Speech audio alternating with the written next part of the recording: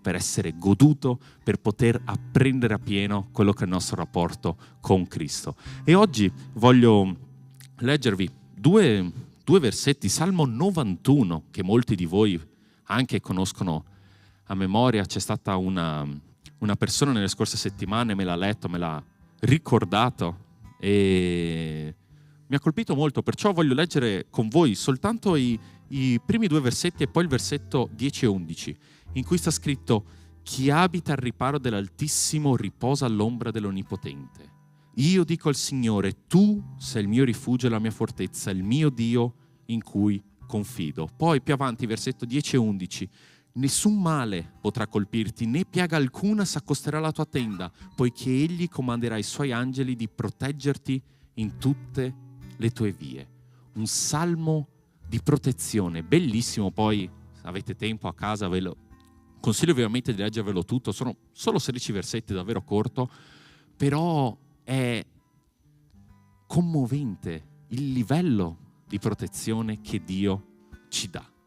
Stavo parlando proprio ieri con una persona, Giacomo, se mi stai guardando, magari un giorno in futuro, ti saluto, però ha fatto un commento molto molto bello, perché ha detto: noi davanti a quello che è l'universo, noi davanti a quello che è tutta la linea temporale del cosmo, noi non siamo neanche un puntino, non siamo un granello di sabbia, perché addirittura un puntino ha una forma, una dimensione, noi non siamo assolutamente nulla.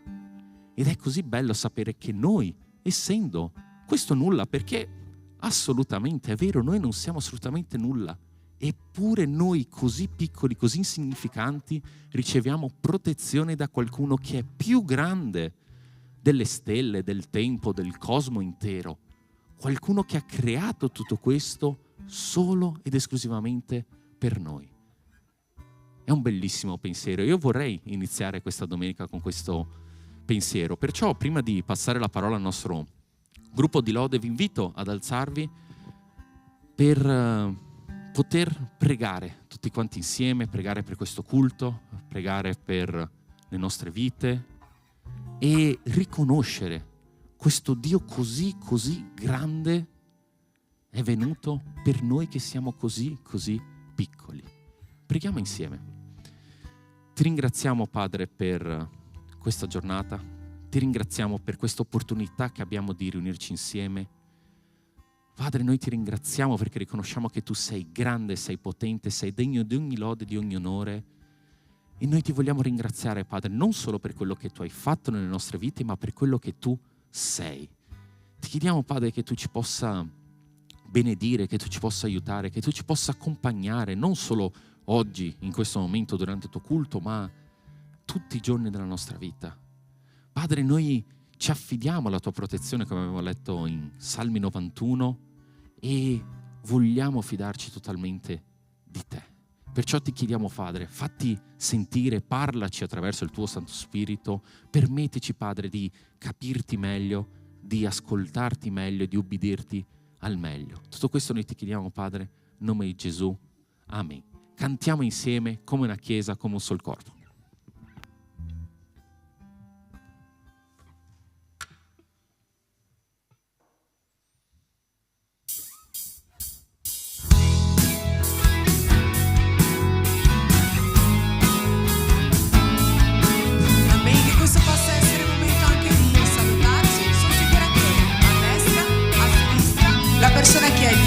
La persona che è davanti tu non hai ancora salutato, quindi ora è il momento di fare questo saluto.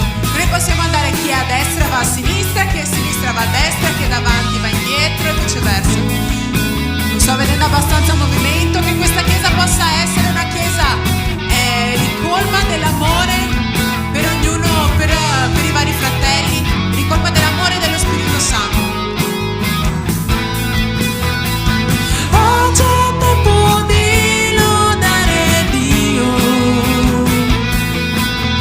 Il suo spirito adesso è in mezzo a noi, e allora cantiamo.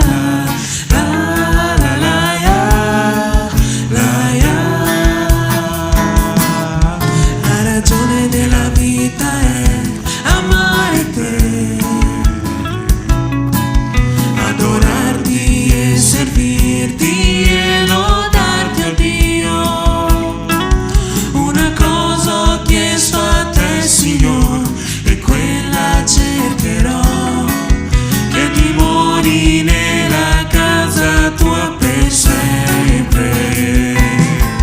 Certo beni mi darai e benignità, poi davanti a me la messa tu preparerai, e con l'olio tu mi ungerai ed io traboccherò, e per lunghi giorni nella casa tua vivrò, amare te, servire te, Signore, alzar le mani e lodare il nome tuo. Questo è tutto della vita mia, altro bene io non troverò che amare te, servire te.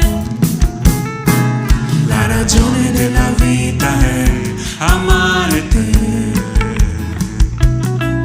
adorarti e servirti e lodarti, oh Dio. Una cosa ho chiesto a te, Signor, e quella cercherò, che io dimori nella casa tua per sempre. Certo beni mi darai e benignità, poi davanti a me la messa tu preparerai, e con l'olio tu mi ungerai ed io traboccherò, e per lunghi giorni nella casa tua vivrò, amare te, servire te, Signore, alzar le mani e lodare il nome tuo. Questo è tutto della vita mia, altro bene io non troverò che amare te, servire te, amare te, servire te, Signore, alzar le mani e lodare il nome tuo. Questo è tutto della vita mia, altro bene io non troverò che amare te, servire te. Questo è tutto della vita mia, altro bene io non troverò che amare te, servire te. Questo è tutto della vita mia, altro bene io non troverò che amare te, servire te. Amen. Amen. Prossima canzone che noi canteremo è Nessuno come te. Se noi abbiamo intimità con Dio, se noi conosciamo almeno in parte quello che è Dio, noi sappiamo il quanto è importante servirgli. Signore, non vorrei venire la mattina presso la domenica, non vorrei alzarmi, uscire dal mio letto caldo, affrontare il freddo e venire. Signore, non voglio veramente seguire la tua volontà, non vorrei andare in questo posto dove mi stai chiamando, è scomodo. Signore, non vorrei fare questa cosa che tu dici nella Bibbia, è difficile per me. Noi siamo chiamati ad obbedire. Noi abbiamo appena cantato che la ragione della vita è amare Lui, adorare e servire Lui.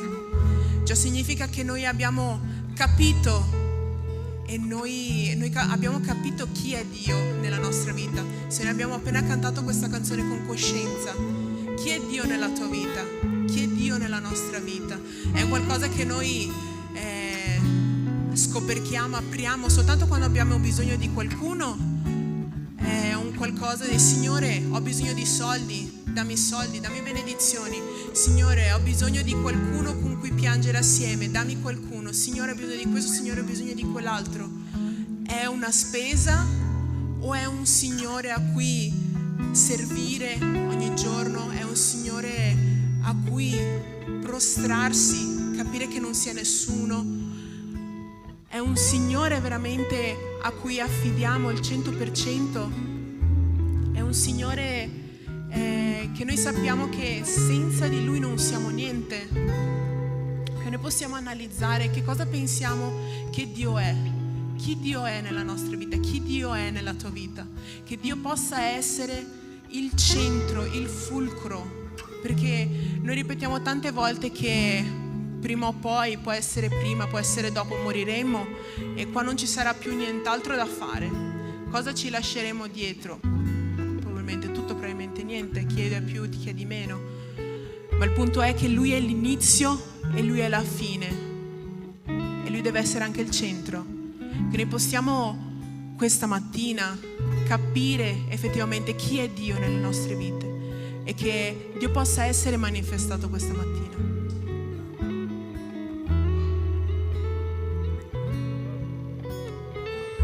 Nessuno è come te, nessuno è come te, nessun altro sa capire il mio cuore. Se cercassi per l'eternità non troverei nessuno come te.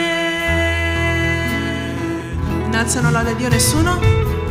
Nessuno è come te, nessuno è come te, nessun altro sa capire il mio cuore. Se cercassi per l'eternità non troverei nessuno come te. La tua bontà scorre come un fiume, sempre guarisce il mio cuore. Nelle tue braccia mi sento al sicuro. Nessuno è come te, nessuno è come te,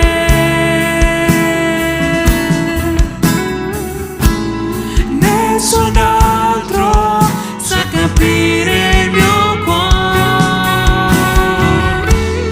Se cercassi per l'eternità non troverei nessuno è come te. Nessuno? Solo la Chiesa? Cantiamo! Nessuno è come te, nessun altro sa capire il mio cuore. E nessun altro sa capire il mio cuore. Se cercassi per l'eternità non troverei nessuno è come te.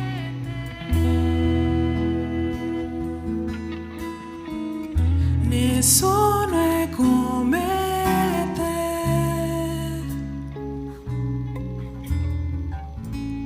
Nessun altro sa capire il mio cuore. Se cercassi per l'eternità non troverei nessuno come te. Ti ringraziamo, Padre, perché ci hai dato l'opportunità di essere qui, Padre. Ti ringraziamo per tutto quello che tu ci hai dato durante la settimana. Che questa mattina tu possa essere qui presente, Padre, che il tuo Spirito Santo possa parlarci, che il tuo Spirito Santo possa abbracciare la tua Chiesa, Padre, che lo Spirito Santo possa farci capire che cosa vuoi parlarci questa mattina, che questa mattina tu possa essere qui presente.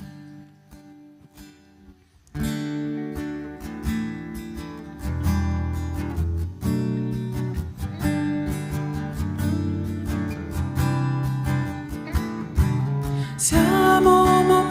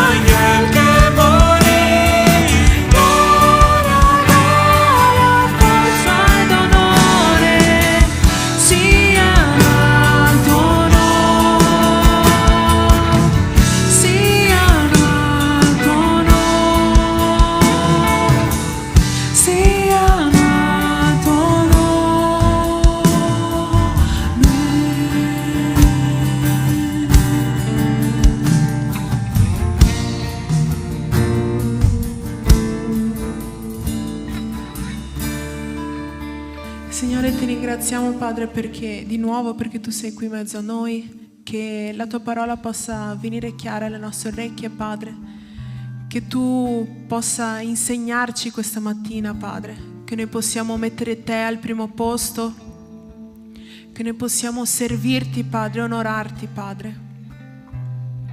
Nel nome santo di Gesù, che tu possa riprendere il posto, Padre, che avevi. Nel nome santo di Gesù, amen. Potete sedervi.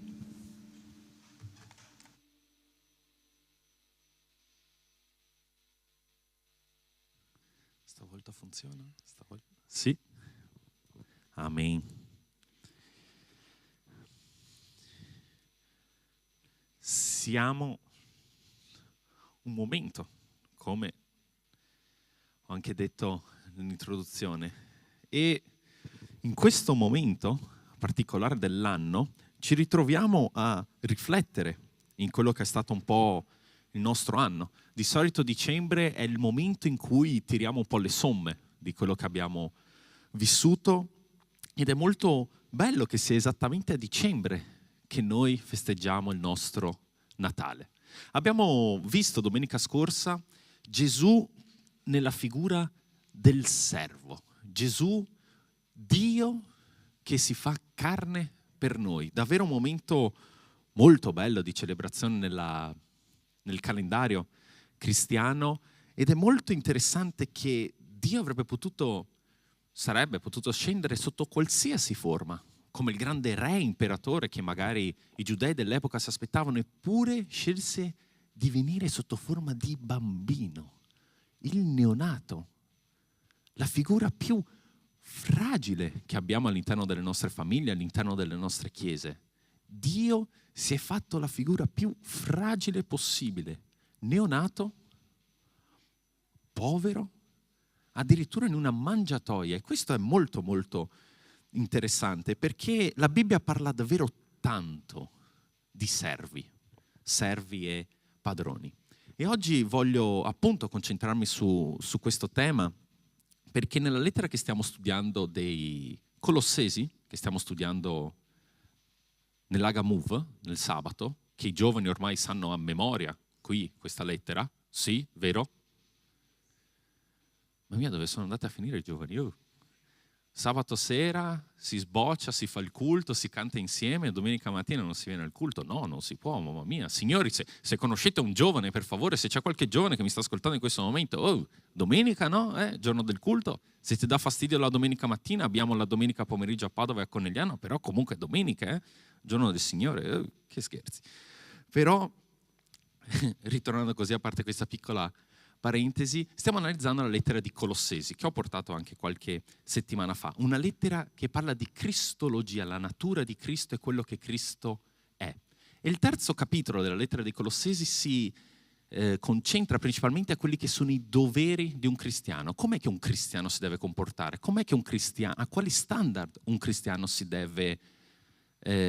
quali standard un cristiano deve rispettare. E in particolar modo Paolo, nell'ultima parte della terza lettera, si concentra in quelli che sono i rapporti familiari, in quello che avviene dentro un'abitazione cristiana. Parla a mogli, parla a mariti, parla a genitori, parla a figli, come abbiamo analizzato ieri sera con Emanuele, e infine parla a servi e padroni. Come servi e padroni? Nello stesso punto in cui stai parlando di famiglia, parli di servi e padroni? È molto strano, perché nella cultura greco e romana i servi erano essenzialmente oggetti, erano dei robot. Il padrone aveva pieno e completo diritto sulla loro vita, sulla loro salute, sul loro lavoro. I servi erano oggetti, potevano essere venduti, commerciati, e quindi il fatto che la Bibbia si concentri così tanto sull'essere servi è molto interessante. Nella cultura giudaica andava un po' meglio, soprattutto nel Vecchio Testamento c'erano molte leggi che regolavano l'abuso contro i propri servi. Ai padroni veniva chiesto di trattare i propri servi con rispetto, con giustizia, e in particolar modo nella cultura giudaica era molto facile diventare un servo. Il momento in cui tu avevi un debito, non lo potevi ripagare, potevi ripagarlo diventando un servo di quella persona per un determinato numero di anni, mai superiore a 7. Ed è molto interessante perché c'erano anche leggi che permettevano ai servi di diventare servi ad eterno di una determinata famiglia se gli piaceva in particolar modo la posizione, se gli piaceva in particolar modo il padrone, la famiglia, eccetera. Abbiamo anche figure di servitù nell'Antico Testamento come Giuseppe in Egitto che arrivavano ad essere sovrintendenti della casa, arrivavano ad avere un pieno e completo controllo di quello che succedeva dentro le mura domestiche. Perciò oggi noi leggiamo questo e parliamo di schiavitù. Perché ricordiamoci, quando nella Bibbia c'è scritto servo, possiamo anche tradurlo con la parola molto più scomoda che è schiavo. E per noi la schiavitù è un concetto fuori, assolutamente fuori per fuori. Nessuno di noi ha mai vissuto questo e non c'è spazio nella nostra società per la schiavitù. Perciò la sfida che abbiamo quando leggiamo i testi, come leggeremo di Colossesi capitolo 3 dal versetto 22 avanti, è com'è che noi possiamo applicare questo nella nostra vita. Chi sono i nostri padroni? Chi sono i nostri servi? Questo testo è un manifesto di quella che deve essere la nostra etica lavorativa. Noi, come lavoratori, come impiegati, come anche imprenditori, come ci dobbiamo comportare a un livello cristiano. Basta leggere Colossesi 3 dal capitolo 22 e come qualsiasi testo di Colossesi, di nuovo, ci viene chiesto di ribaltare i soliti concetti, le solite modalità con le quali noi operiamo. Ci viene chiesto di rispettare uno standard che è disumano, che è assolutamente impossibile per noi raggiungerlo, va ben oltre la semplice bontà. Perciò, senza indugio, leggiamo da Colossesi 3, capitolo 22 e finiremo con il primo versetto del capitolo 4, in cui sta scritto: servi, ubbidite in ogni cosa ai vostri padroni secondo la carne, non servendoli quando soltanto vi vedono, come per piacere agli uomini, ma con semplicità di cuore, temendo il Signore. Qualunque cosa facciate, fatela di buon animo, come per il Signore, non per gli uomini, sapendo che dal Signore riceverete per ricompensa l'eredità. Servite Cristo, il Signore. Infatti, chi agisce ingiustamente riceverà la retribuzione del torto che avrà fatto, senza che vi siano favoritismi. Capitolo 4. Padroni, date ai vostri servi ciò che è giusto ed equo, sapendo che anche voi avete un padrone nel cielo. Preghiamo che il Signore ci possa parlare stamattina attraverso questo testo. Padre, siamo di nuovo qui riuniti davanti a te perché riconosciamo che solo da te possiamo ricevere la verità, solo da te possiamo ricevere quella che è la giusta via che vogliamo percorrere. Padre, ti ringraziamo per questa possibilità, questo privilegio ed onore che abbiamo di poter avere la tua parola, di poter leggere la Bibbia insieme come comunità, come chiesa, come famiglia, e ti chiediamo che tu ci possa guidare come sempre nella sua comprensione, nella sua discussione. Tutto questo ti chiediamo, Padre, nel nome di Gesù. Amen. Il servo deve ubbidire ai padroni in ogni cosa. Notate l'assolutismo di questo imperativo. Senza se, senza ma, il servo deve obbedire al padrone in ogni cosa. Un servo deve un'obbedienza assoluta finché non contrasta ovviamente i principi cristiani. In quel caso, ovviamente, voglio che sia assolutamente chiaro, il dovere è ribellarsi. Se voi, lavoratori, avete un capo sopra di voi che vi chiede qualcosa che non è cristiano, qualcosa che va contro l'etica cristiana, è vostro dovere, è vostro imperativo morale dire no, io questo non lo faccio, assolutamente. L'ubbidienza del servo, poi, non deve essere qualcosa di macchinale, non deve essere qualcosa di, diciamo, automatico, qualcosa senza neanche pensarci. Perché effettivamente Paolo utilizza l'espressione con semplicità di cuore. L'ubbidienza del servo deve essere qualcosa che parte dal cuore, con semplicità. Così come la sottomissione che abbiamo visto nell'Agamove qualche sabato fa, l'ubbidienza nel senso cristiano, la sottomissione e l'ubbidienza hanno valore cristiano solo quando è un gesto che parte dal cuore, è un gesto volontario, è un gesto che non è forzato, è un gesto che non viene da qualche forma di minaccia. E qui, di nuovo, parole che ci sembrano vecchie, che ci sembrano retrograde. Sottomissione nella cultura italiana soprattutto ha assunto un peso orribile. Ubbidire, ancora, lo accettiamo. Essere servi di qualcuno, essere schiavi, umiliarsi sotto qualcuno. È tutta una terminologia che nelle nostre vite quotidiane ha assunto una pesante connotazione negativa e la vogliamo buttare via dalle nostre vite, però la Bibbia è qua e ce lo ripete ancora una volta, perché il servo non obbedisce al Signore perché se lo merita, perché se lo guadagna, perché quel suo padrone è un buon padrone, ma il servo obbedisce al suo padrone perché riconosce che servire il suo padrone è servire Cristo. Servire il padrone è servire Cristo. Il servo riconosce che il proprio padrone è un'ombra della figura di Cristo. Ed ecco che il buon servo di un padrone, un buon impiegato, è automaticamente un buon servo del Signore, è un buon impiegato del Signore, e un buon servo del Signore è automaticamente un buon servo del suo padrone. Di nuovo c'è sempre questo continuo parallelismo spirituale che possiamo trovare lungo tutta la lettera di Colossesi, perché il servizio dato al padrone è un servizio dato a Dio. E il salario? Molto più di soldi, molto più di proprietà, molto più di qualsiasi cosa. Il salario, il motivo, non lo scopo, ma il motivo dell'ubbidienza del servo ideale è l'eredità che soltanto Dio ci può dare. È l'incorruttibile, immacolata vita eterna. Perciò, sia chiaro, qua si sta chiedendo qualcosa di disumano. Sta chiedendo qualcosa a Paolo, e Dio attraverso Paolo, ci sta chiedendo qualcosa al quale non siamo abituati, qualcosa che non vogliamo fare, qualcosa che nella nostra testa ci viene detto che è assolutamente fuori dalle nostre possibilità e dalle nostre volontà, eppure ci dobbiamo sempre ricordare perché lo facciamo.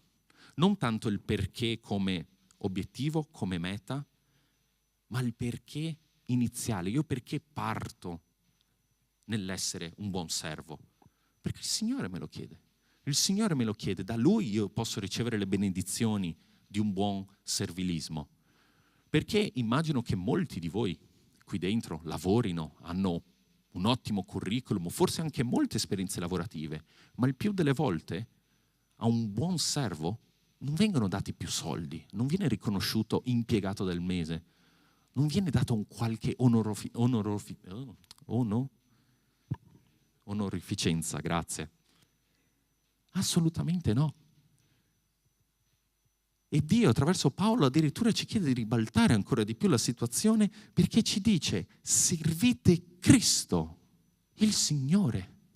Non servite più i vostri capi, il vostro capo reparto, il vostro capo della fabbrica, ma servite Cristo, il Signore. A Cristo, perché non importa la condizione del padrone, siamo tutti sotto al Signore. Di nuovo è qualcosa di rivoluzionario. Può darsi poi che,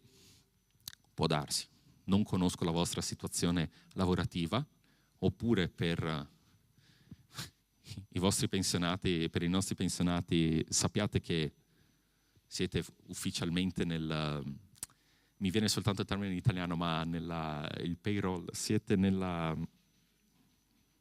E arrivederci. Troppo tempo passato con gente che parla in inglese, ma ufficialmente voi siete stipendiati dal governo. Il vostro capo chi è? Il presidente dell'Italia, cioè un titolone, perciò sentitevi importanti. Ma può darsi nella vostra vita che il padrone non rispecchia appieno i sani principi della parola. Può essere che nel vostro luogo di lavoro i vostri diritti siano calpestati. che il vostro padrone secondo la carne usurpi a vostro danno il suo ruolo datogli dal Signore che è nei cieli.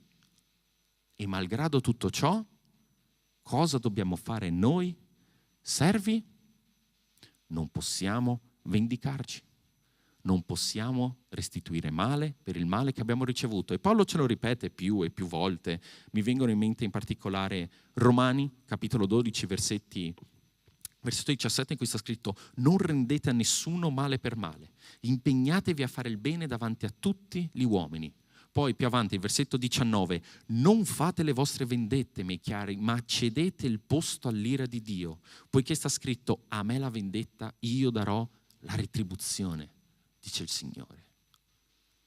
Non possiamo vendicarci di un padrone che non dà il salario giusto, di un padrone che chiede troppo. Non possiamo vendicarci. Galati capitolo 6, versetto 7 e 8. Non vi ingannate, non ci si può beffare di Dio, perché quello che l'uomo avrà seminato, quello pure mieterà, perché chi semina per la sua carne mieterà corruzione dalla carne, ma chi semina per lo spirito mieterà dallo spirito vita eterna. Una delle caratteristiche più importanti di Dio che dobbiamo capire come cristiani è che Dio è giusto. O ancora meglio, Dio è giustizia. Tutto è giusto e sbagliato solo ed esclusivamente in base a Lui. È Lui che detta le regole, è Lui che ha creato tutto questo, è Lui l'unico che ha il diritto di determinare l'etica. Ed è per questo che dobbiamo capire che comportarci in modo giusto quando ne abbiamo l'occasione deve essere la nostra priorità, perché noi dobbiamo essere l'immagine di questo Dio che è giustizia. E in particolar modo, quando siamo chiamati a giudicare, ossia determinare quello che è giusto e sbagliato, quando siamo chiamati in una posizione di potere sopra un altro individuo, dobbiamo ricordarci che noi in quel momento siamo un surrogato di Dio. Noi in quel momento stiamo cercando di imitare Dio. Ed è per questo che nella Bibbia troviamo un così grave e pesante monito contro i giudici ingiusti, perché sono figure messe lì per giudicare, per fare quello che Dio fa, e lo fanno nel modo sbagliato, e lo fanno con un cuore perverso, e lo fanno per i loro motivi. Perciò ai padroni, alla fine del capitolo 3 di Colossesi, viene ricordata un'importante verità.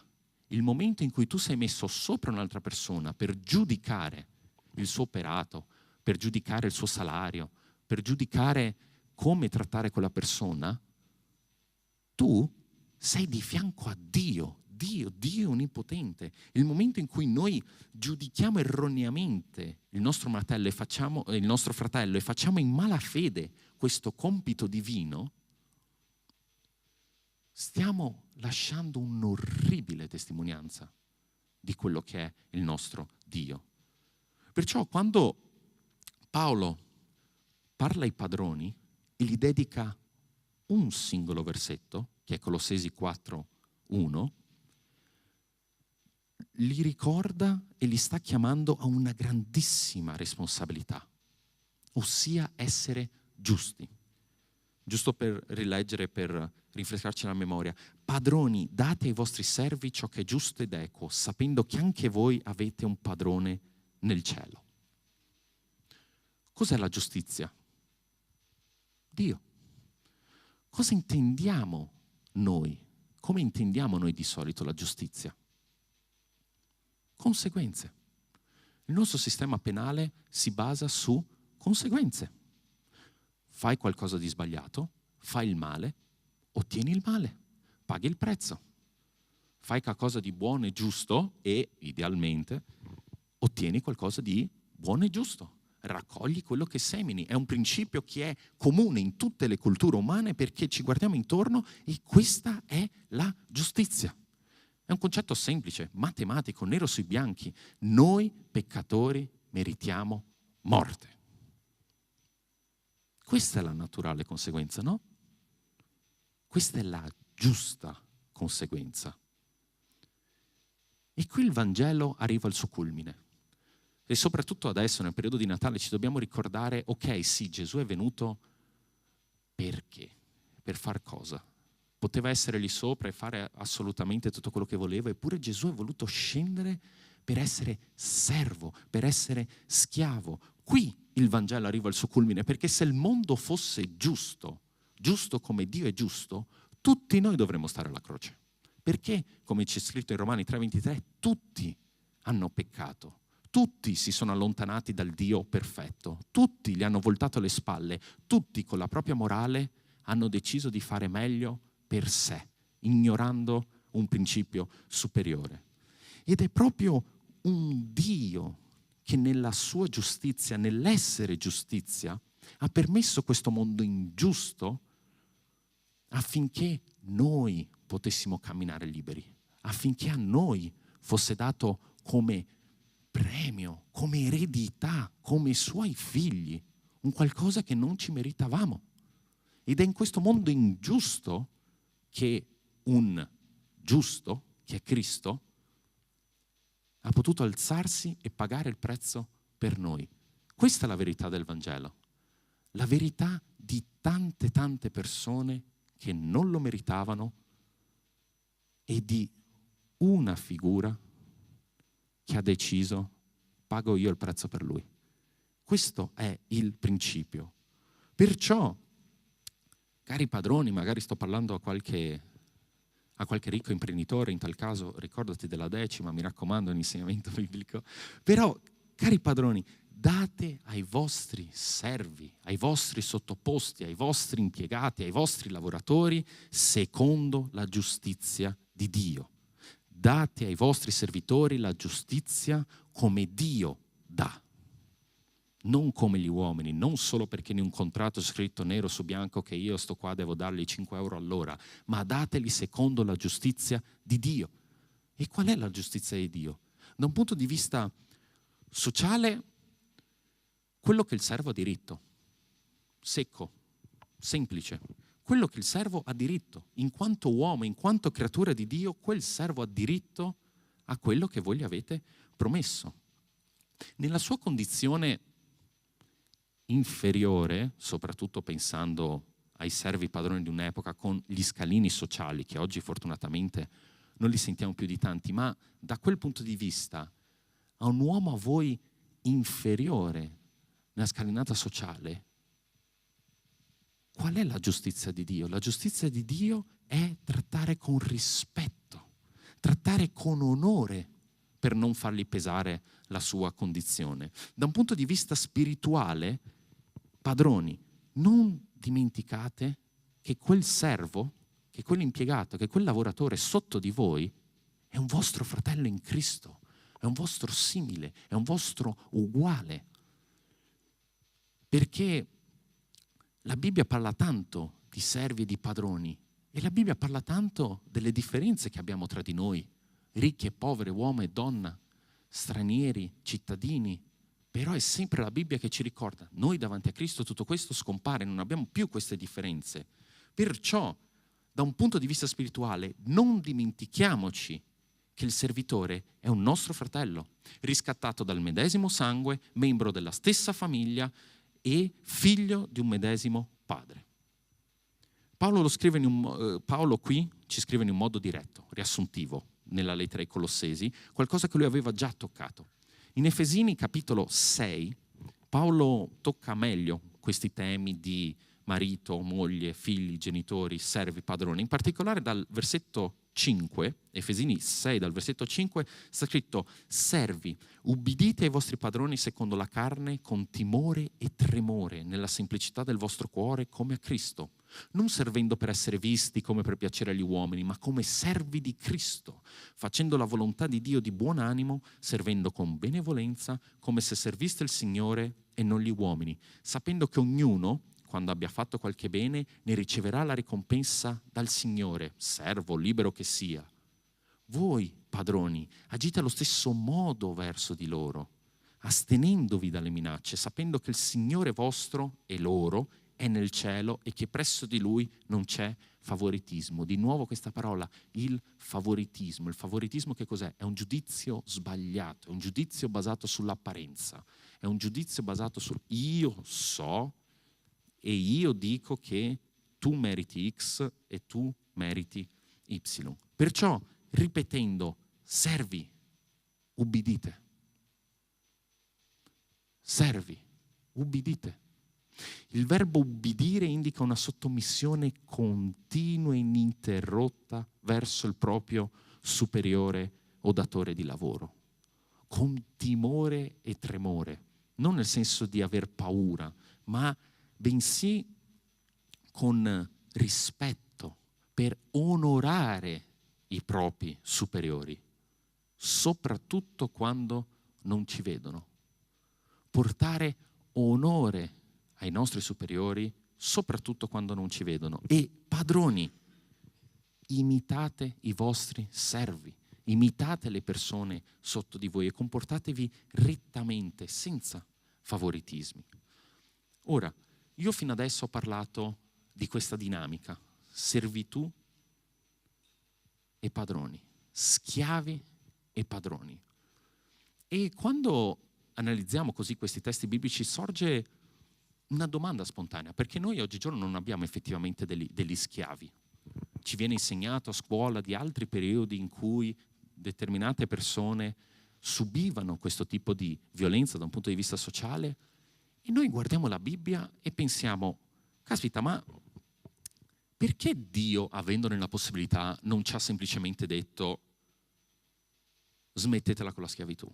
Perché non ha abolito questo sistema sociale che noi oggi, nel XXI secolo, primo mondo, occidentale, riteniamo che sia qualcosa di così barbarico, riteniamo che sia qualcosa di così sbagliato? Perché Dio non ci ha mai dato chiare indicazioni politiche?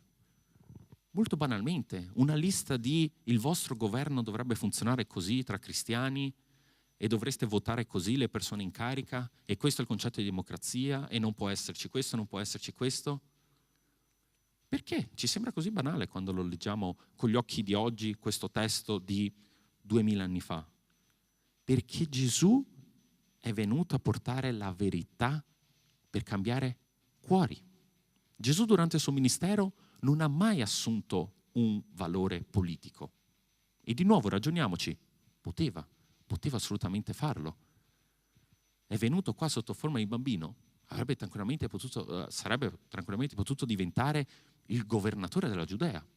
Avrebbe potuto prendere il posto di Erode, come infatti Erode stava tremando al solo pensiero. Eppure Gesù non l'ha fatto. Perché Gesù ci è venuto a portare una verità che stravolge i nostri cuori, non per portare un cambiamento politico, non a fare un qualche tipo di azione politica o sociale. Il messaggio di Gesù, portato al suo giusto estremo, perché ricordiamoci, Paolo non usa mezzi termini, è estremo. Il messaggio di Gesù, portato al suo giusto estremo, elimina qualsiasi fatica dello schiavo, rimuove quel giogo pesante sulle sue spalle e rimuove anche la superbia del padrone. Ed è così che quindi il messaggio di Gesù, noi ce lo dobbiamo sempre ricordare quando si parla di queste cose che ad oggi ci sembra che ci tocchino poco, noi come società moderna, ma il messaggio di Gesù è trasversale, va ben oltre qualsiasi legge, qualsiasi società, qualsiasi concetto mondano e ci tocca il cuore. Gesù non è venuto per ribaltare politicamente la società, creare un'insurrezione, creare una qualche sorta di ribellione. Di nuovo, avrebbe potuto tranquillamente farlo il Signore degli eserciti, portandosi dietro anche soltanto 2 angeli. Avrebbe potuto comandare tranquillamente tutti e far capire subito e dare subito ordine a una società che era sbagliata, che noi oggi possiamo guardare e possiamo dire è sbagliata. Bensì Gesù arriva e pianta un piccolo semino nei cuori di quelle persone. Il piccolo semino, un gruppo di persone, meno di un centinaio al momento della morte effettivamente di Cristo. Eppure questo piccolo semino di speranza ha cominciato a mettere profonde radici che hanno ribaltato la società, che hanno ribaltato il mondo come lo vediamo. Infatti, basta vedere la storia, con la cristianizzazione del mondo antico, via via sono scomparsi concetti come schiavitù, come stupro che non è un crimine, come orfani e vedove che non meritano il nostro supporto. Sono scomparsi questi concetti. Oggi lo dico e c'è qualcuno di voi a cui viene la pelle d'oca, no? Non possiamo neanche pensare una cosa del genere.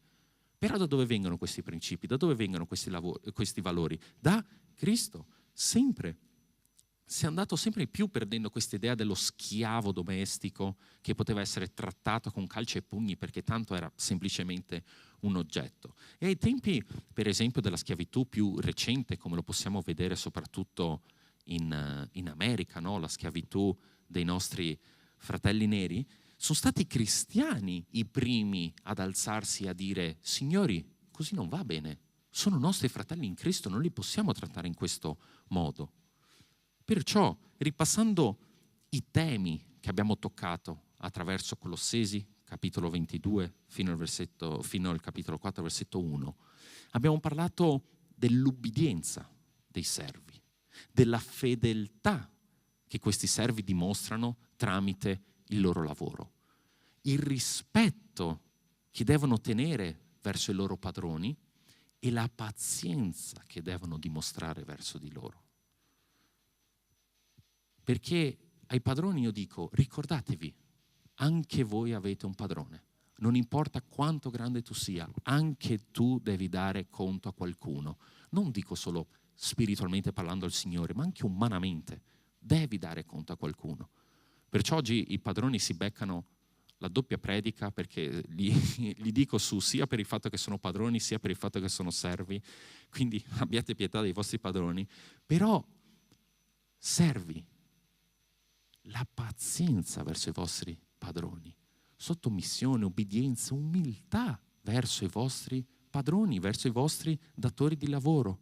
Lo possiamo leggere di nuovo in 1 Timoteo, capitolo 6, versetto 1, sta scritto: tutti quelli che sono sotto il giogo della schiavitù,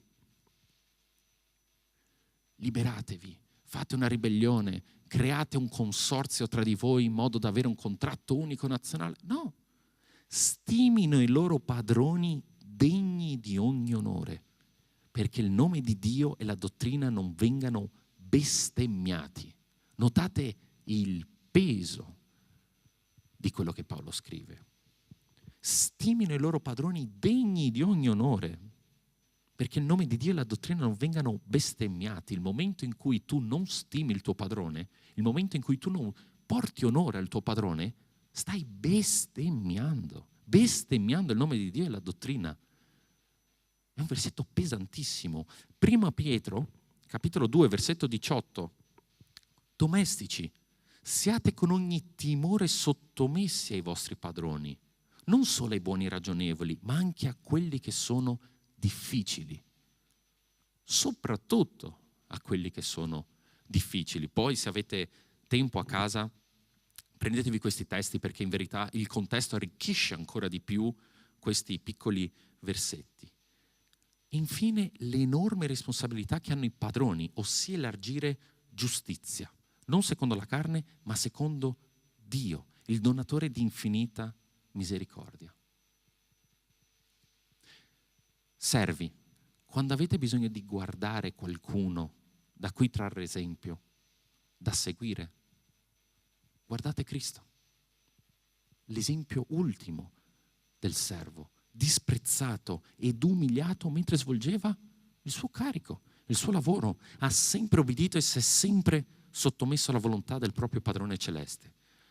Padroni, quando avete bisogno di guardare qualcuno da cui trarre esempio, guardate Cristo, maestro e padrone indiscusso, il Signore, l'assoluto padrone di tutto quello che ci poteva essere davanti a Lui. Cos'è che Cristo ha fatto? Lo possiamo leggere in un testo sconvolgente, Giovanni capitolo 13 dal versetto 12, in cui sta scritto: quando dunque ebbe loro lavato i piedi ed ebbe ripreso le sue vesti, si mise di nuovo a tavola e disse loro: capite quello che vi ho fatto? Voi mi chiamate maestro e signore, dite bene perché lo sono. Se dunque io, che sono il Signore maestro, vi ho lavato i piedi, anche voi dovete lavare i piedi gli uni degli altri. Infatti vi ho dato un esempio affinché anche voi facciate come vi ho fatto io. In verità vi dico che il servo non è maggiore del suo Signore, né il messaggero è maggiore di colui che lo ha mandato. Se sapete queste cose, siete beati se le fate. Il Signore, il Maestro, davanti ai suoi servi, ai suoi schiavi, si è inginocchiato e ha lavato loro i piedi. La lettera di Colossesi è una lettera in cui si parla di Cristo, Cristo, Cristo e solo Cristo. E questa è la chiave della lettera. La dobbiamo leggere sempre con questo in mente. In particolare pensando alla fine del capitolo 3, mariti, guardate Cristo. Fate come Cristo. Mogli, guardate Cristo. Fate come Cristo. Abbiamo visto ieri sera, genitori, guardate Cristo, fate come Cristo. Figli, guardate Cristo, fate come Cristo. Servi, guardate Cristo, fate come Cristo. Padroni, di nuovo, guardate Cristo, fate come Cristo. Voglio concludere anche perché mi sono dilagato un po' più del solito. Nel frattempo chiamo anche il gruppo di lode, perché c'è una scena di un film. Voglio finire su una nota un po' più leggera. Non so quanti di voi conoscono o hanno visto Il Signore degli Anelli. In caso non l'abbiate visto, vi raccomando caldamente di farlo. Una trilogia che è piena di valori cristiani. In particolare quando penso a servi e padroni mi viene in mente la figura di un giardiniere verso il suo padrone. Per farvela molto breve, c'è un protagonista, un mezz'uomo, immaginate un uomo più o meno di questa dimensione, che deve fare questa grandissima impresa, questa impresa praticamente impossibile, e dietro di lui lo segue per mesi, per chilometri, il suo fidato giardiniere, il suo servo. Ed è molto interessante perché a un certo punto, verso la fine, la metà del terzo film, c'è un grande generale di un grande regno che in mezzo al campo di battaglia decide di lasciarli andare perché li aveva imprigionati. E loro vanno per la loro strada, però subito prima di partire, questo grande principe Faramir, questo grande generale, questa figura che non doveva dare nessun rispetto a quei due piccoli uomini che sembravano bambini ai suoi occhi, si avvicina al giardiniere e gli dice: la tua deve essere una terra incredibile se i giardinieri hanno uno spirito così degno. E mi tocca molto perché, di nuovo, lui non doveva fare assolutamente nulla del genere, però lui riconosce nelle azioni del servo quella che è la sua terra natia, quello che è il suo padrone. Le azioni del servo gli dicono quello che è il carattere del suo padrone. In quel momento quel servo ha onorato il suo padrone. E questo ha portato un cambio nella storia, enormi benedizioni a quei due, però il concetto che davvero vi voglio lasciare è: servi, onorate i vostri padroni. E padroni, onorate i vostri servi, perché giustizia è una forma di dare onore. Perciò vi invito ad alzarvi in piedi e a pregare con me per concludere questo momento della parola, per poi passare la parola ai nostri fratelli e sorelle della lode per il nostro momento di decime e di offerte, concentrandoci appunto su quello che Cristo non solo ci comanda di fare, ma ci ha mostrato di fare. Preghiamo insieme. Padre, ti ringraziamo per questo momento con la tua parola, ti ringraziamo per tutto quello che ci hai donato, tutto quello che ci hai voluto dire stamattina attraverso i testi che abbiamo letto. E ti ringraziamo, Padre, non solo per quello che tu fai, ma per quello che tu sei. Ti ringraziamo per le volte in cui ci hai servito e ti ringraziamo per le volte in cui come padrone ci hai trattati con giustizia. Ti chiediamo, Padre, che tu possa benedire i nostri cuori, le nostre vite, il nostro operato, affinché possiamo uscire da qui trasformati attraverso il tuo Santo Spirito e possiamo comportarci in una maniera degna del Vangelo di cui tu ci hai reso parte. Ti chiediamo, Padre, che tu possa aiutarci, donarci pace, pazienza per gestire i nostri rapporti nel mondo del lavoro, sia verso i nostri padroni, sia verso i nostri servi. Ti chiediamo perdono per quelle volte in cui non abbiamo gestito correttamente, degnamente, in un modo onorevole quello che tu ci hai dato. E te lo chiediamo solo perché riconosciamo che tu ci hai donato tuo figlio. Ti ringraziamo, ti benediciamo e ti chiediamo tutto questo nel tuo santo nome. Amen.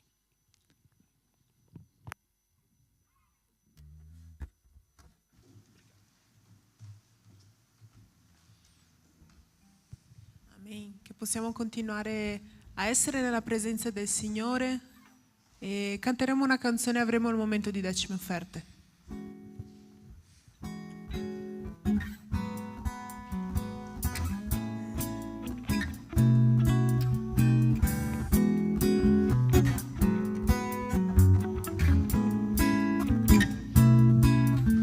La ragione della vita è amare te, adorarti e servirti e lodarti a Dio. Una cosa ho chiesto a te, Signore, e quella cercherò, che io dimori nella casa tua per sempre. Certo beni mi darai e benignità, poi davanti a me la messa tu preparerai, e con l'olio tu mi ungerai ed io traboccherò, e per lunghi giorni nella casa tua vivrò.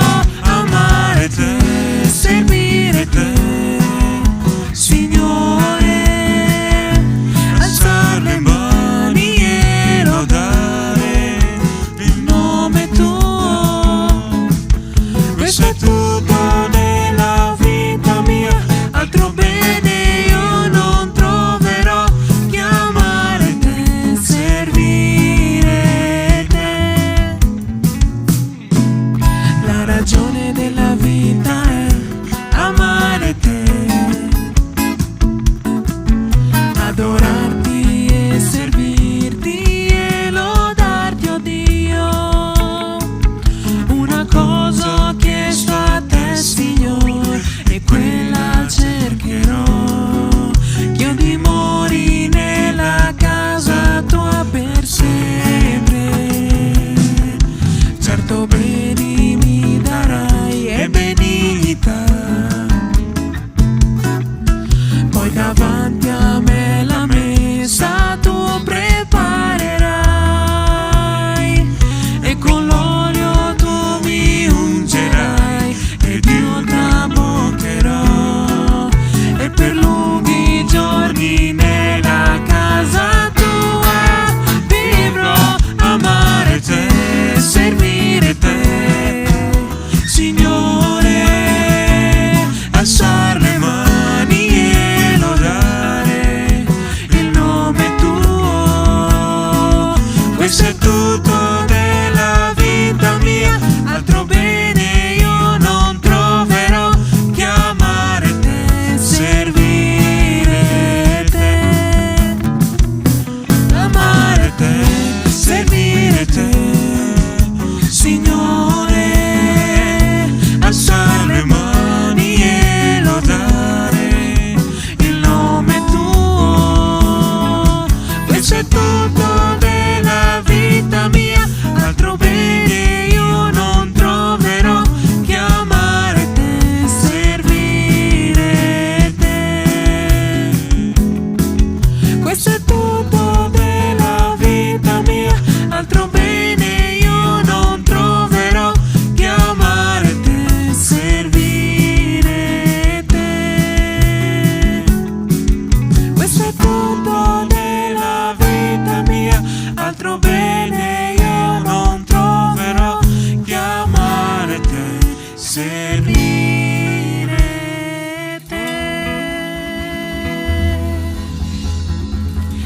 ringraziamo Padre per le 10 offerte che sono state date, che durante questa settimana noi possiamo riflettere, Padre, noi possiamo riflettere sulla parola di Dio. Ti prego che tu possa parlare ai nostri cuori, Padre, che noi possiamo essere dei buoni servitori, Padre. Nel nome santo di Gesù, amen. Potete sedervi.